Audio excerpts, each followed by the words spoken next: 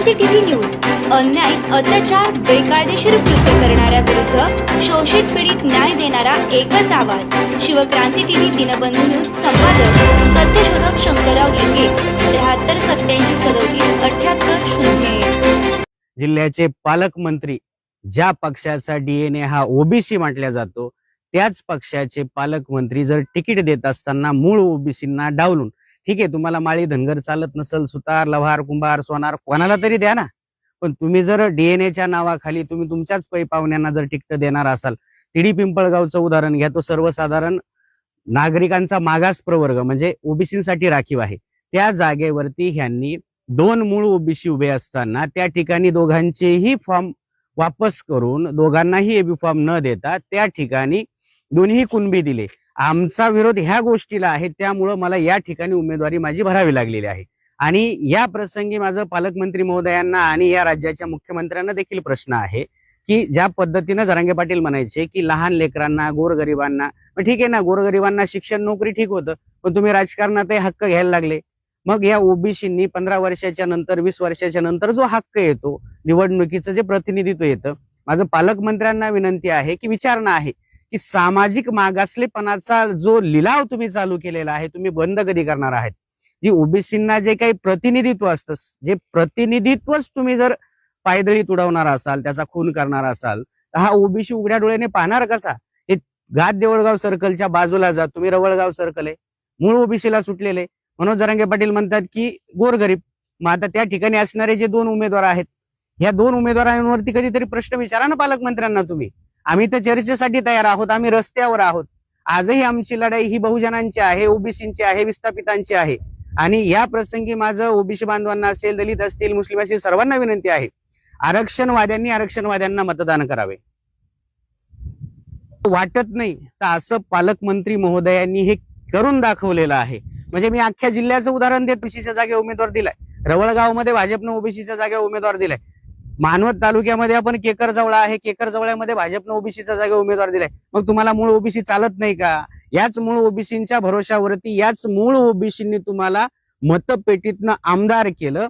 आमदार केल्याच्या नंतर तुम्ही मंत्रिमंडळामध्ये गेलात, मंत्रिमंडळामध्ये जाऊन तुम्ही पालकमंत्री झालात आणि ह्याच ओबीसीला तुम्ही विसरताय का? मला सांगा ना, ओबीसींना तिकीट देण्याचा क्रायटेरिया तरी नेमका काय आहे? जे सामाजिक मागासलेपणाचं प्रतिनिधित्व आहे, तर ते डावलून तुम्ही तुमच्या पाहुण्यांना तिकीट देणार असाल, काय रेशिओ काय? निवडणूक आयोग सांगतं 9 लाख रुपये खर्चायचे जिल्हा परिषदेच्या उमेदवाराला. मग आमच्या लोकांनी कमीत कमी 1 2 एकर ती फुकली असती, पण लढले तर असते ना. तुम्ही तिकीट देण्याचं तरी धाडस दाखवायला पाहिजे होतं. पण ह्या प्रसंगी या जिल्हा परिषदेला पालकमंत्री महोदयांनी ते धाडस दाखवलेलं नाही.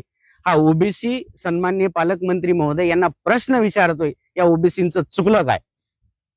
अहो, विकास कामाचं मी तर म्हणतो की मागच्या जवळपास 5 दिवसांमध्ये विकास कामाचा एवढ्या पद्धतीनं धडाका चालू आहे. कोणी सभा मंडप देते, कोणी रस्ते देते, कोणी जेसीबी देते, कोणी माती देते, कोणी सिमेंट देते. म्हणजे मागचे 5 वर्ष का काय केलं नाही? तुम्हाला इलेक्शन जवळ आल्याच्या नंतरच हे शब्द देण्याची का गरज पडते?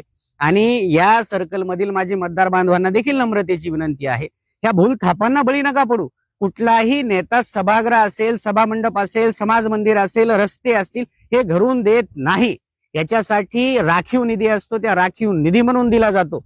आणि विकासाच्या ज्या काही गोष्टी आहेत, आज रस्त्याची काय अवस्था आहे, पाण्याची काय अवस्था आहे, शिक्षणाची काय व्यवस्था आहे, आणि सगळ्यात महत्वाचं आहे, माझी लढाई ही ओबीसींसोबत ज्या 14,000 शाळा बंद करण्याचा घाट सरकारने घातलेला आहे, ज्या ठिकाणी 20 विद्यार्थी आहेत किंवा 20 पेक्षा पटसंख्या कमी आहे, त्या पटसंख्या असणाऱ्या शाळा बंद करण्याचा जो डाव आणि छुपा अजेंडा या महाराष्ट्रामध्ये राबवला जात आहे, त्याला देखील विरोध आहे. पालकमंत्री महोदयांना परत एकदा विनंती आहे, एक तुम्ही या ओबीसी कार्यकर्त्याचं एक तुम्हाला विनंतीपूर्वक आव्हान आहे की तुम्ही या ओबीसींच्या जागा का डावलल्या हे ओबीसींना सांगा. नाही, आम्हीच दाखवायला, हे बघा, आम्हीच तर सरकारच देते. लाडकी बहीण योजना सारखी जर योजना तुम्ही म्हणत असताल, इलेक्शनच्या टायमाला ज्या पद्धतीनं 1,500-2,000 रुपये दिले जात आहेत, हे 1,500-2,000 तुम्ही काय देताय? अरे, एकीकडे तुम्ही बघा की महागाई काय वाढलेली आहे, रोजगार कुठे आहे, शिक्षण कुठे आहे, नोकऱ्या कुठे आहेत, या सगळ्याला तिलांजली तुम्ही.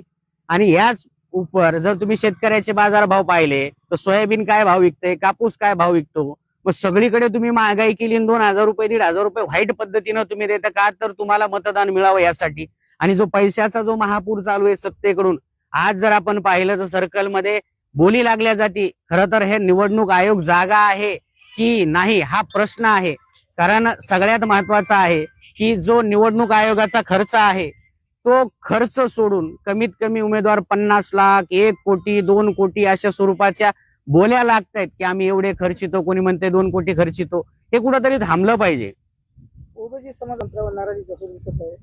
ओबीसी समाजाकडून जो पालकमंत्र्यावरती नाराजीचा सूर आहे का, कदाचित पालकमंत्री महोदयांना असं वाटत असावं की माझी विधानसभा झालेली आहे, या ओबीसींना जे काही कार्यकर्त्याच्या निवडणुका असतात त्या निवडणुकीमध्ये तुम्ही डावलल्याच्या नंतर ओबीसी तुम्हाला मतदान करेल.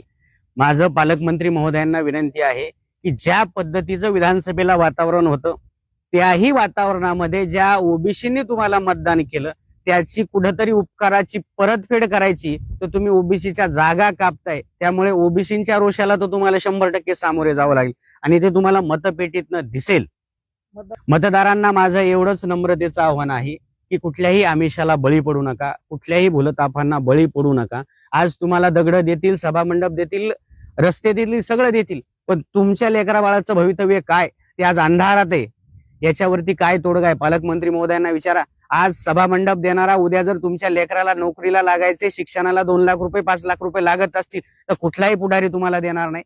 तुम्हाला आरक्षणवाद्यांनीच मतदान करावं लागेल, तर हे तुमचं भवितव्य सेफ राहील, अन्यथा तुमचं येणाऱ्या पिढीचं भवितव्य धोक्यात आहे.